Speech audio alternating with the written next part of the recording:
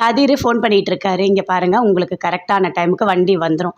நீங்கள் பாண்டியன் ட்ராவல்ஸில் புக் பண்ணியிருக்கீங்க, அதனால் நீங்கள் கவலையே பட தேவையில்ல, கண்டிப்பாக டிரைவர் வந்துடுவார் அப்படின்னு சொல்லிட்டு பேசிகிட்டு இருக்காரு. அதுக்குள்ளே அங்கேருந்து ராஜீவ் வராங்க. வந்த உடனே அப்படியே வந்துட்டு வாங்க அப்படின்னு சொல்லிட்டு பேசிகிட்டு இருக்காங்க. அப்போது டிஃபன் கொடுக்குறாங்க. கொடுக்கும்போது மறுபடியும் ஃபோன் வருது. அட்டன் பண்ணி பேசுகிறாங்க. அதெல்லாம் அப்படியே பார்க்குறாரு. பார்த்துட்டு கதிர் ரொம்ப சந்தோஷப்படுறாரு. 2 பேருமே சேர்ந்து அப்படியே பேசிகிட்டு இருக்காங்க. அங்கேருந்து அப்படியே மீனா வராங்க. அவங்க அப்பாவும் அங்கே நின்றுட்டுருக்காரு. என்னப்பா என்னை தேடி இங்கேயே நீங்கள் வந்திருக்கீங்க அப்படின்னு சொல்கிறாங்க. அதுவாம்மா ஒன்றும் இல்லை, இந்த பக்கமாக கொஞ்சம் வேலை இருந்தது, அதனால தான் நான் இங்கே வந்தேன் அப்படின்னு சொல்கிறாரு. அப்படியா, அப்போ என்கிட்ட ஏதோ பேசணும்னு நினச்சிருக்கீங்க, சொல்லுங்கள் அப்படின்னு மீனா கேட்குறாங்க. இல்லைம்மா, அந்த கோட்ரஸ். ஆமாம் கோட்ரஸ் அப்படின்னு மீனா சொல்கிறாங்க.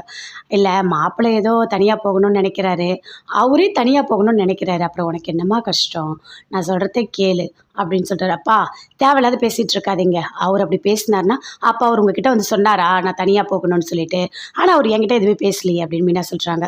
இங்கே பாருமா, தனியாக போகணுன்னா நல்லது தானம்மா, நீ ஏமா புரிஞ்சிக்கவே மாட்டுற அப்படின்னு சொல்கிறாரு.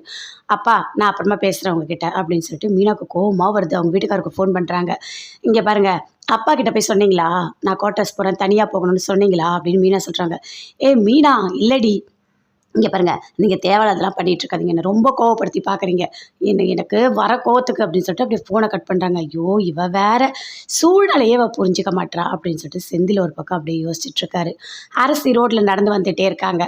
வந்துகிட்டே இருக்கும்போது அந்த குமார் அப்படியே பின்னாடியே வராரு. அரசிக்கிட்ட பேசணும்னு சொல்லிட்டு அப்படியே ட்ரை பண்ணுறாரு. அங்கேருந்து அப்படியே கதிர் பைக்கில் வந்து பார்க்குறாரு. கோவமாக வருது, பயங்கரமாக அப்படியே கோவமாக வருது. இறங்கி கிட்ட வராரு. வந்து சொல்கிறாரு, டேய் உனக்கு என்னடா திமிரு, எதுக்குடா அரசு பின்னாடி நீ சுற்றிட்டு இருக்க, உனக்கு அறிவு இருக்கா இல்லையா அப்படின்னு அப்படியே குமாரோட அந்த ஷர்ட்டை பிடிச்சி அப்படியே அடிக்கிறாரு. இங்கே பாருடா, அண்ணானை விட்டுருன்னு வேணானே அப்படின்னு அரசு சொல்கிறாங்க. இவனெல்லாம் விடவே கூடாது, இப்போ கூட பாரு பின்னாடியே வரான் அப்படின்னு சொல்லிட்டு அப்படியே கதிர் அடிக்கிறாரு. அங்கேருந்து குமார் எதுவுமே பேசவே இல்லை. வண்டி எடுத்துகிட்டு அங்கேருந்து அப்படியே கிளம்பிட்டாரு.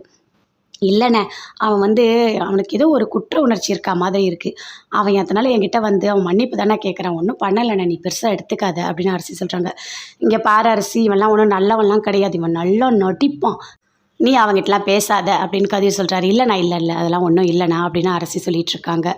தங்கமயில் வீட்டுக்கு வராங்க. அவங்க அம்மாவை பார்க்குறாங்க. பார்க்கும்போது சொல்கிறாங்க, அதுக்குள்ளே அங்கே வெளியே வந்து கடங்காரங்க கத்துறாங்க. அதெல்லாம் பார்த்துட்டு தங்கமயில் ரொம்ப வருத்தப்படுறாங்க. என்னம்மா இது கடங்காரங்க இப்படி வந்து கத்துறாங்க? ஆமாடி, கடத்தை இவ்வளோ வாங்கி வச்சிட்டோம், சாப்பாட்டுக்கே காசு இல்லை, இதில் லட்சக்கணக்கில் கடன், இதெல்லாம் எப்படி என்னால் கொடுக்க முடியும், ஏன்டா வாழறோன்னு இருக்குது, செத்து போகலான்னு தோணுது அப்படின்னு அவங்க அம்மா சொல்கிறாங்க. அம்மா என்ன எப்படி பேசுகிறாங்க அப்படின்னு தங்கமயில் ரொம்ப ஃபீல் பண்ணுறாங்க. அப்பா எங்கம்மா அப்படின்னு கேட்குறாங்க. அவர் காலையிலேயே கடைக்கு போயிட்டாருடி அப்படின்னு சொல்கிறாங்க. ஐயோ கடைக்கு போயிட்டாரா அப்படின்னு சொல்லிட்டு தங்கமயில் ரொம்ப ஒரு மாதிரி ஃபீல் பண்ணுறாங்க. இங்கே பாருடி, அவர் கடைக்கு போய் ஏதாவது சம்பாதிச்சதாண்டி காசு இல்லடி அப்படின்னு சொல்கிறாங்க.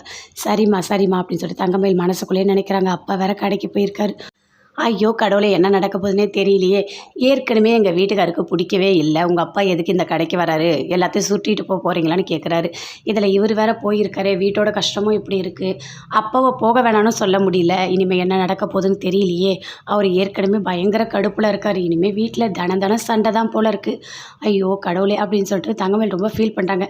என்னடி ஏதோ ஒன்று யோசிச்சுட்டே இருக்க அப்படின்னு அவங்க அம்மா கேட்குறாங்க. அதெல்லாம் ஒன்றும் இல்லைம்மா, சரிம்மா நான் வீட்டுக்கு போகிறேன் அப்படின்னு சொல்லிட்டு தங்கமயில் அங்கேருந்து வருத்தப்பட்டுகிட்டே போகிறாங்க.